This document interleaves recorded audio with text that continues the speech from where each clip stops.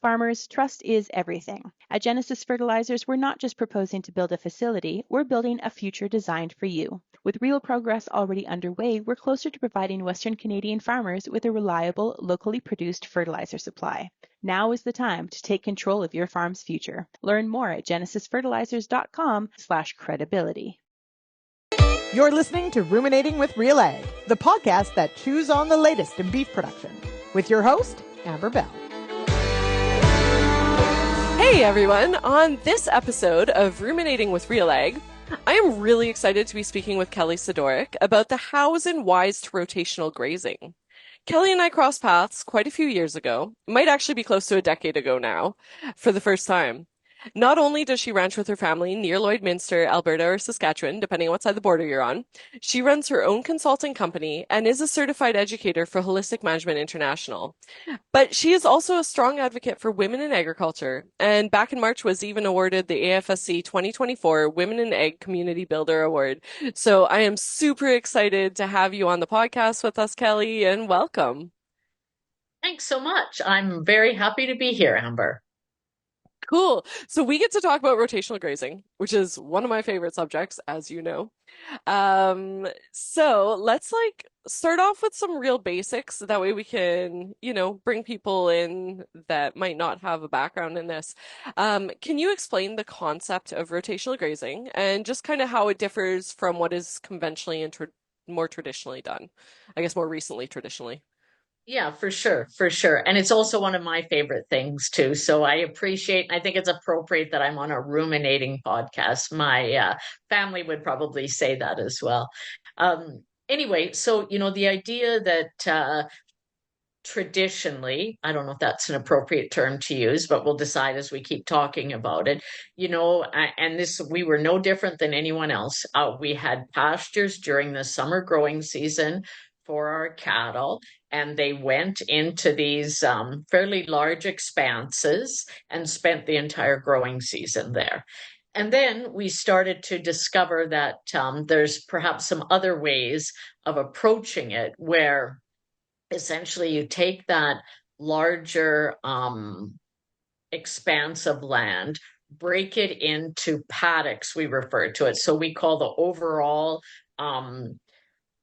area a grazing cell, and then we break that into what we call paddocks and really start doing a planned grazing where we are moving cattle according to not only the needs of the cattle, but also the needs of the plants and the forages and the grasses and everything where they are.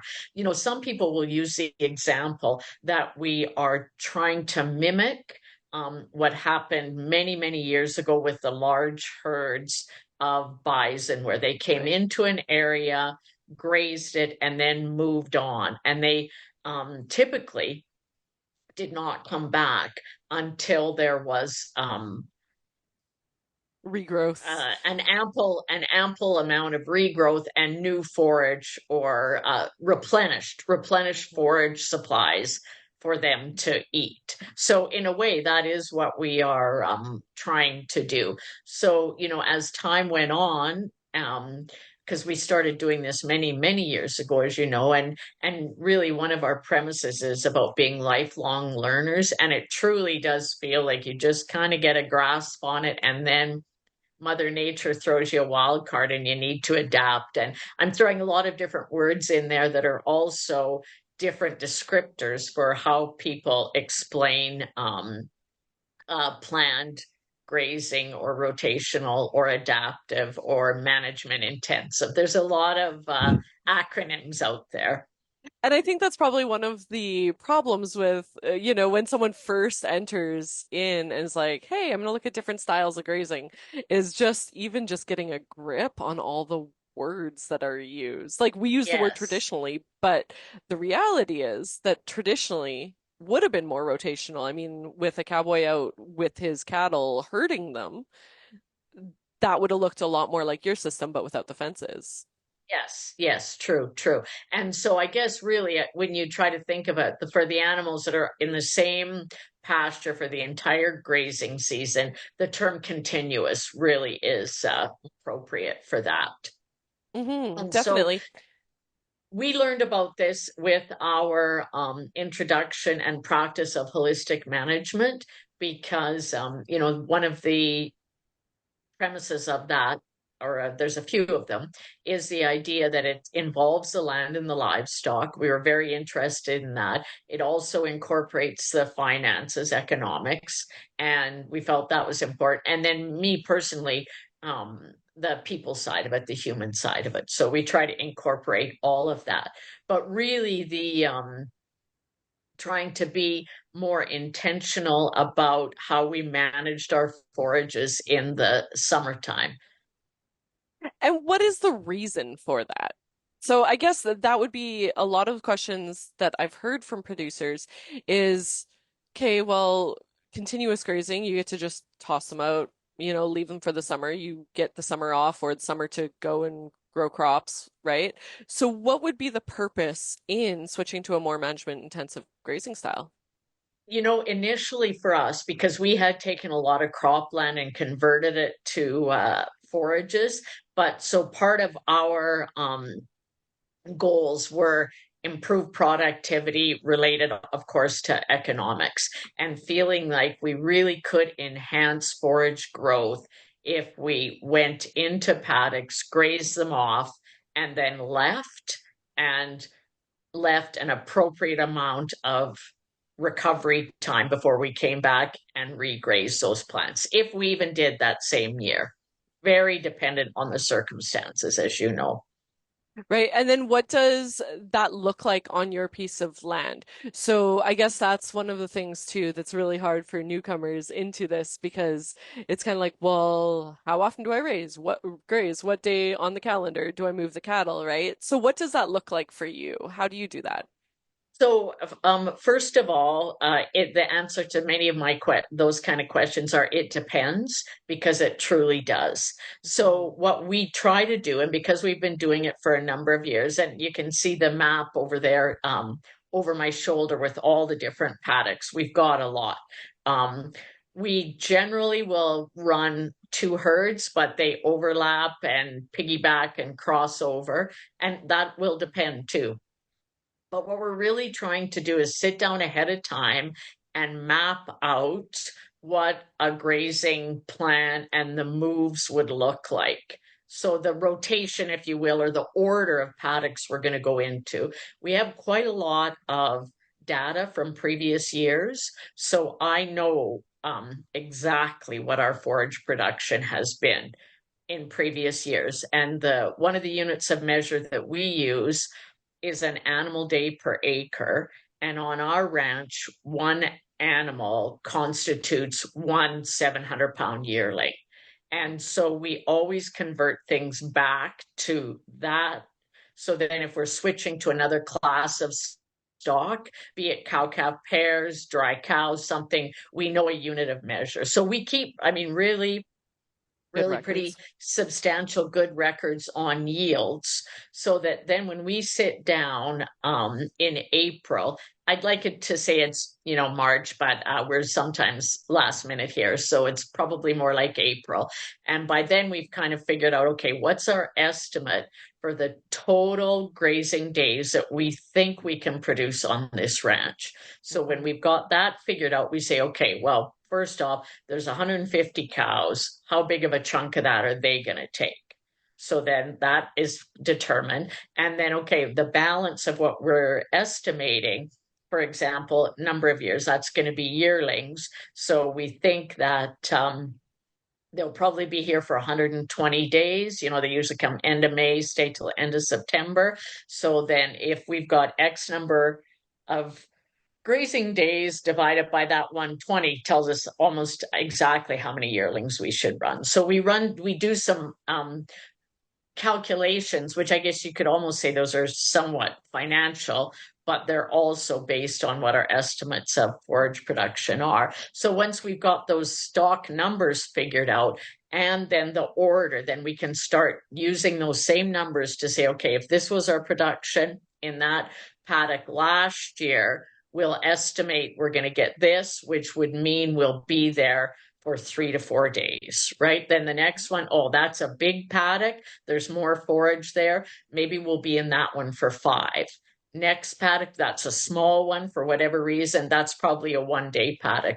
So we have a lot of variety in our paddock sizes, in our land, in our forage types. So it really does just depend. But again, and a really important point is when we put that plan together, we try to estimate what kind of recovery time is appropriate for those growing plants if we are in fact coming back. Certainly in our area, if we have decent conditions, we can grow a lot of forage end of May and through June, like just tons of it. And so we always, and because it's fast growth, then the recovery time is shorter, so our moves are faster. So then now this time of year, growth slows down, is significantly drier, then we want to kind of extend that recovery time and stay a bit longer if there's enough forage and depending on the condition of the cattle. Okay, that makes a lot of sense. So many questions came up while you were saying that.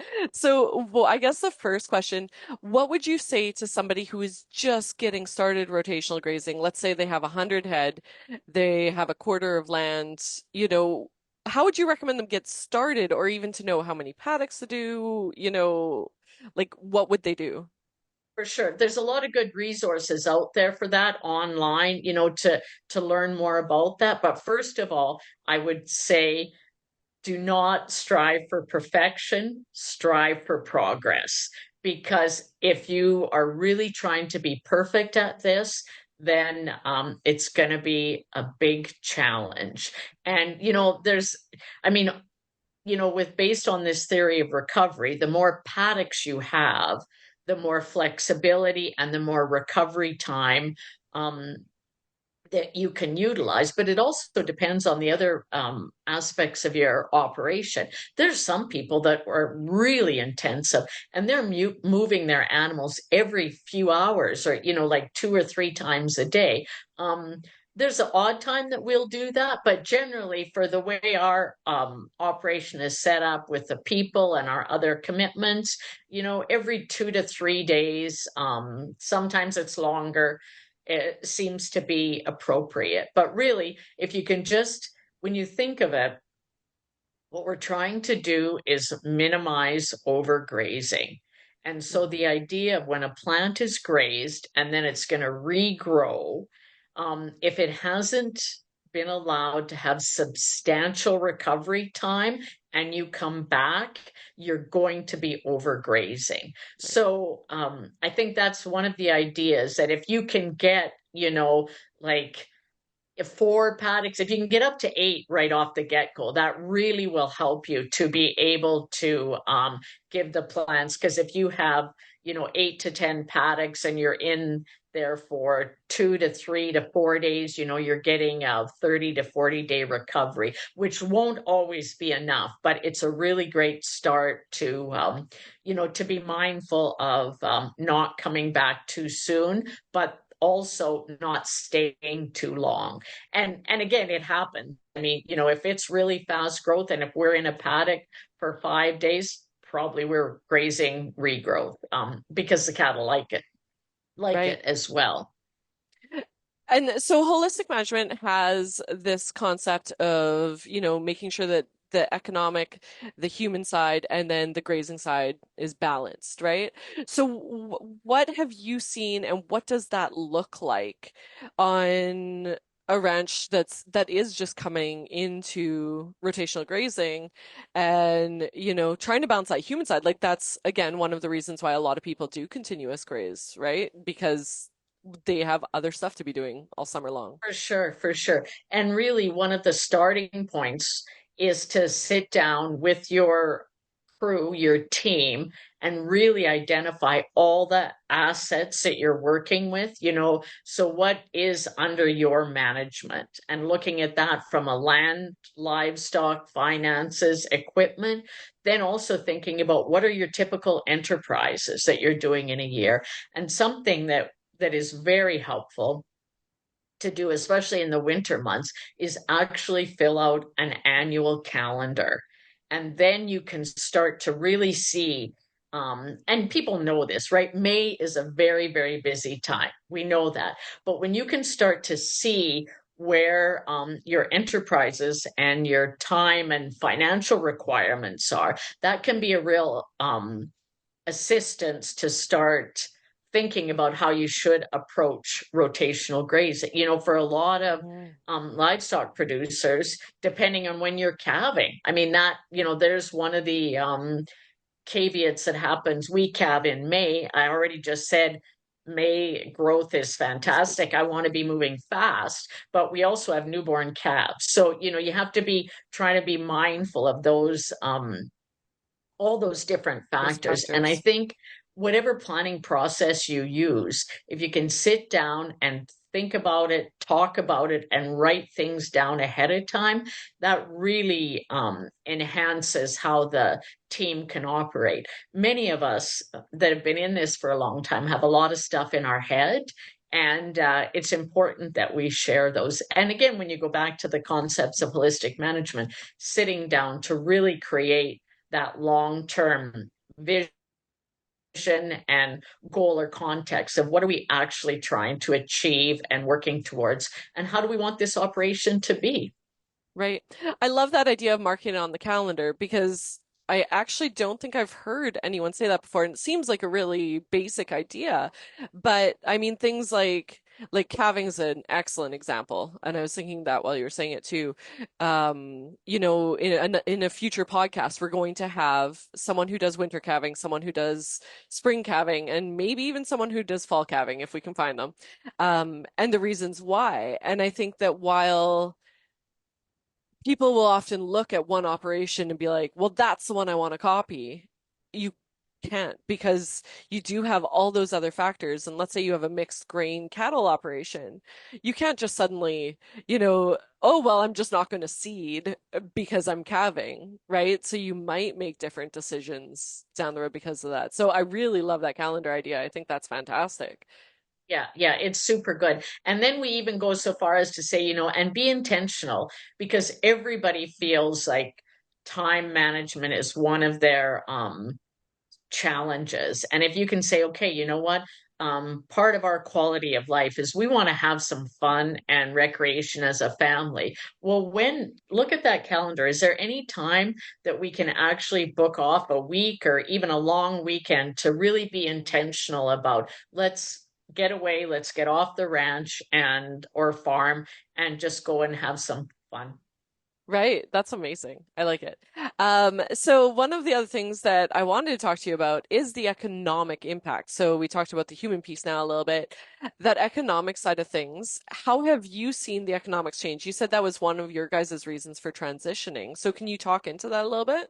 Yes, yes. One of the things with our transition was we were finding ourselves in a position where we had high inputs to keep the train, I'm not sure, ship, whatever analogy, and we were trying to think, is there ways that we could not be so reliant on other entities because of the higher inputs all the time, and working more with Mother Nature and trying to be um a lower cost operation. But at the same time, it's a fine balance because, there's times when I know that we really decreased our inputs, but at the same time, we were probably decreasing outputs too. So, and it's always a moving target. So again, when we're sitting down and mapping out some of those things at the beginning of the year, the other piece is the financial projections and looking at our enterprises, analyzing them, and then saying, going forward, what is our gross income going to be? And from that, what kind of profit would we like to take out? And then switching it so it's like, okay, that's going to leave us with a number of what our expenses can be. So it's a little bit of flipped thinking of, oh, our profit is anything that's left over. It's trying to be intentional about figuring out what we want that to be in the beginning. Hmm. And so, there's been times where we try to assign a value, for a grazing day, and we base that now on the size of the animal, because really it's all about forage consumption and how much they're eating, and the standard, between 2.5 to 3% body weight dry matter. So we'll just convert that back, and then even try to have it, if that was a dry lotting situation, how many pounds of hay would they be eating and what's the cost of that? So we are always trying to weigh those out as far as, and having a balance here where it's not all our owned cattle, but to manage some risk, we also custom graze and have some formulas, again, based on consumption. How big are the animals? Because, 900-pound yearling eats a lot more than a 600-pound. And I think as grazing managers, we have to be very mindful of that. Right. And then money's always a hard topic, but do you guys account for your labor in those economic pieces? And how do you do that if you do? Yeah, we do, because and even not only labor, but as much as that land use. So even, because some of our land is rented, so we have to pay a fee for that. And then we also try to set that up so that we're doing it back to ourselves as well. And then looking at what is the return to management. So that's sometimes how the not only management but overhead. So what is that enterprise returning to cover our overheads as well as our management? That answers the question. And so then we'll also try to do an enterprise analysis where we'll say, okay, if we did, our straight cow calf there, what's the return to overhead? And then also, what if it was custom? What if it was owned yearlings? What if it was custom yearlings? Okay. And I know environmental conditions play a really big role in what's going to grow, right? We don't know what's going to grow depending on the environmental conditions.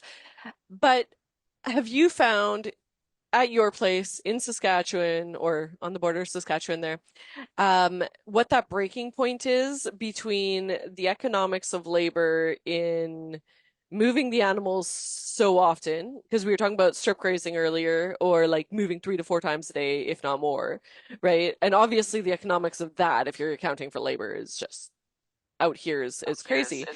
Have you been able to kind of work out like where your guys' breaking point is on where it's too much labor versus not enough? You know what I'm talking about?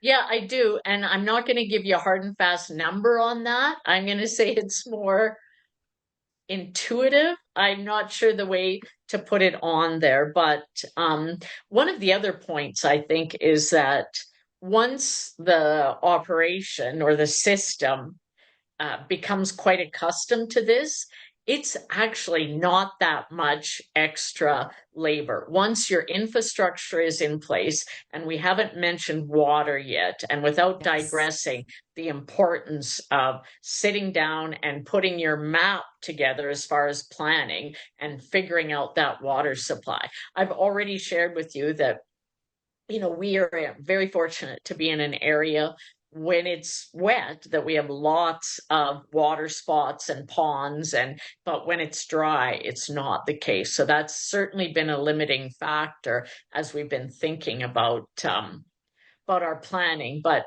just trying to make sure that is so that once the fences are in place, everything here is based on electric single wires for the most part. The animals, the cow herd that stays here, are very accustomed and trained to it. And we're intentional with our yearlings that they get exposed to an electric fence when they're in the backgrounding lot before they come here.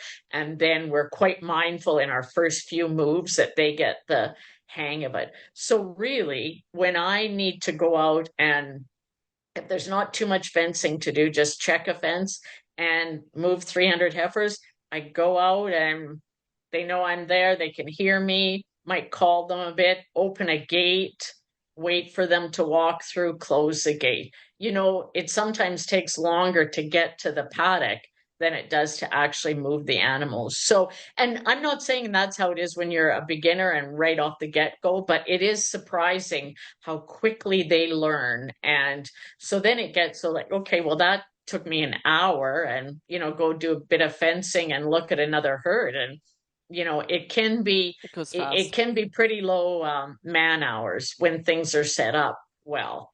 Well, I think electric fencing has just, it makes things so much easier. I have pigs out on a one wire electric right now, and people that come out to my place are just like, what? Like, is that one wire holding those pigs in? And, Yes, they haven't been out yes. at all this summer. So, And even, around our corrals, I don't even pay attention to this anymore, but right against the corrals, all we've got are single wires. And we bring big herds in against that into the corrals. And again, we don't even think of it, what are the bulls? They're behind one wire. I mean, bulls will fight and smash down a 6 plank corral as well. But and so it's just, I guess, another piece going back to a paradigm shift of recognizing that there's different ways of approaching fencing. And even now what I'm loving is the idea of the virtual fencing, and I'm pretty exciting about that technology, because on this place we've got a lot of fence, and if we could minimize that and still be able to just move the animals around and follow those same principles of come in, graze it, and then leave so that the plants have a time to recover, then that would be really excellent. And one of the other things we talk about too is that the cattle or the livestock, they're really a tool that we're using to help manage our environment. And so then you get into debate sometime about, the severity of grazing. And I mean, there's times that we severely graze. Sometimes it's intentional, sometimes it's conditional because, for whatever reason. But the other thing I should mention is that it's so very clear, especially in a limited moisture situation, any place where there has been pretty good soil cover or litter so that there's more moisture holding capacities. Think of it like the sponge. It's so obvious because the regrowth and the amount of production, whether that's been from bale grazing or feeding out on the pastures or whatever it is to really get that ground covered, it's quite distinct. right, I can definitely see that. So, a couple things. Ed Bork is the one who's working on the collars, and Yes, I know that he's been doing a project on that. So I might have to try and get him on the podcast to talk about it a little bit because I think that might be interesting for people. for And then sure. if we could touch on water really quickly because we don't have a whole lot more time, but I would love to talk about water because I know we missed that Yes. we just did a video, the soil health video with you, and we missed that water piece. We didn't really go in depth. So can we talk a little bit about what that looks like to implement a water strategy on a piece of grazing property?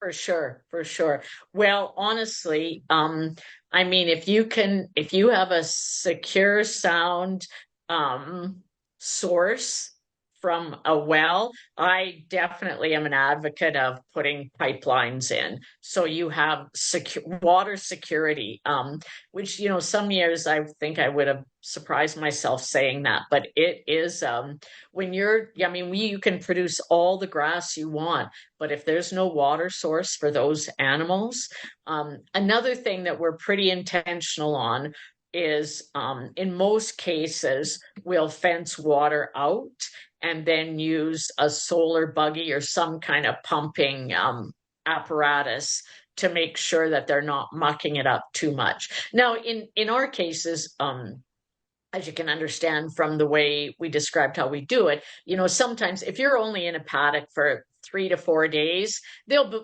do a bit of mucking, but then if they're out of there, then it has a chance to recover, and the riparian areas can adapt to that.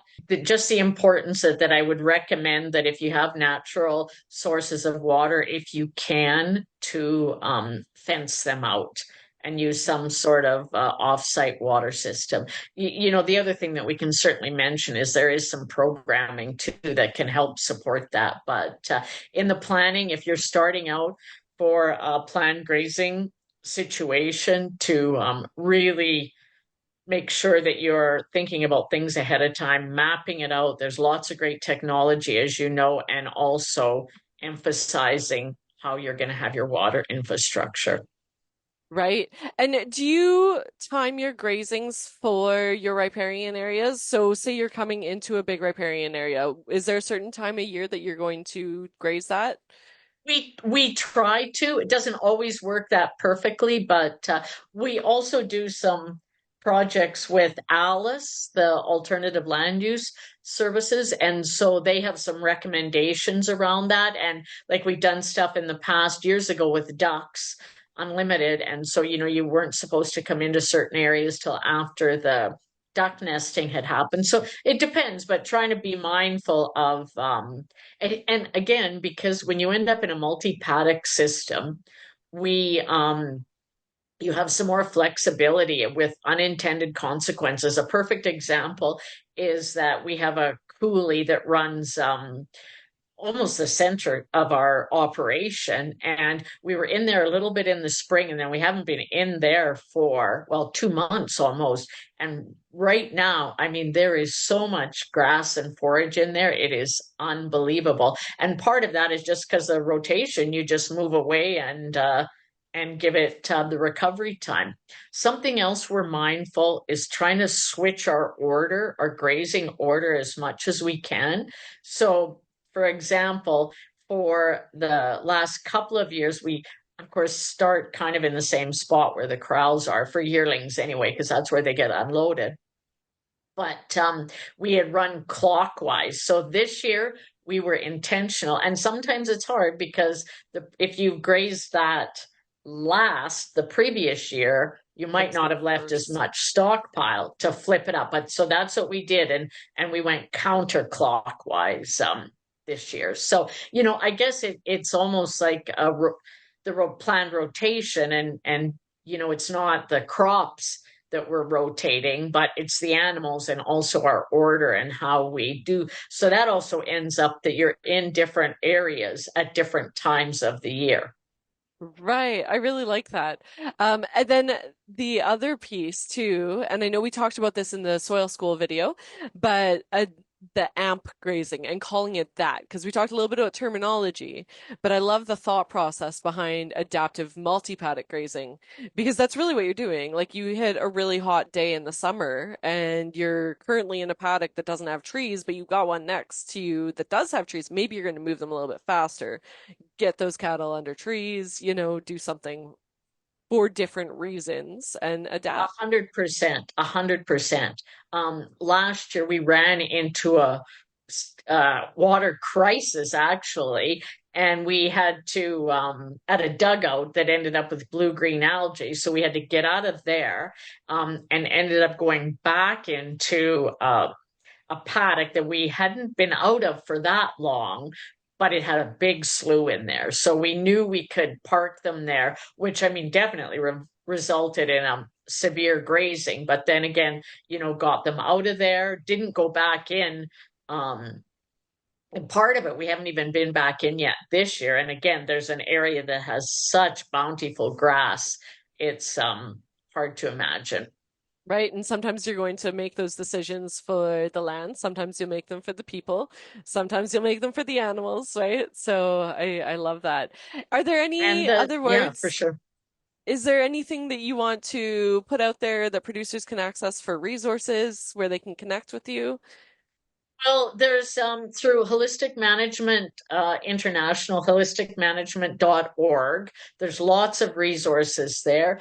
The Savory Institute also has a number of resources. The Canadian Forage and Grasslands Association with the OFCAP, On Farm Climate Action Fund. There's resources there.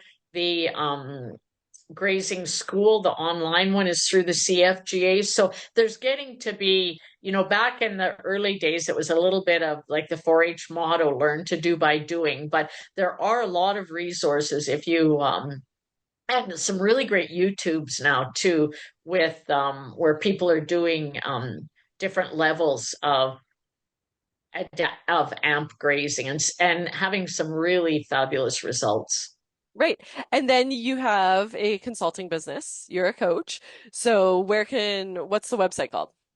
It's kellysidoryk.com. So pretty easy to get a hold of me that way. My email is Kelly, Kelly dot Sidoryk at gmail.com. And I always I think one of the beauties of this community we're in is that, as I said, people love to learn and they also love to share their learning and knowledge. And I think mentoring is a big part of it too. If we can help people that, and part of it is just encouragement. Yeah, you're doing okay here, and leave some more residue if you can. And sometimes that's hard too. But yeah, adapting, I guess. We all have to adapt. Mhm. Well, thank you so much, Kelly. Thank you for being a part of Ruminating with RealAg. And I hope to have you on a future episode For because I sure, feel like I'd we love could it. talk And for a long time. I think we can. Yes, yes. And yeah, I think, the idea of coming together as an agriculture community, even though we have different production methods and strategies, but if we can keep learning from each other and working together, we're a pretty small part of the whole population. And I think it's important that we do. That's great. Well, thank you.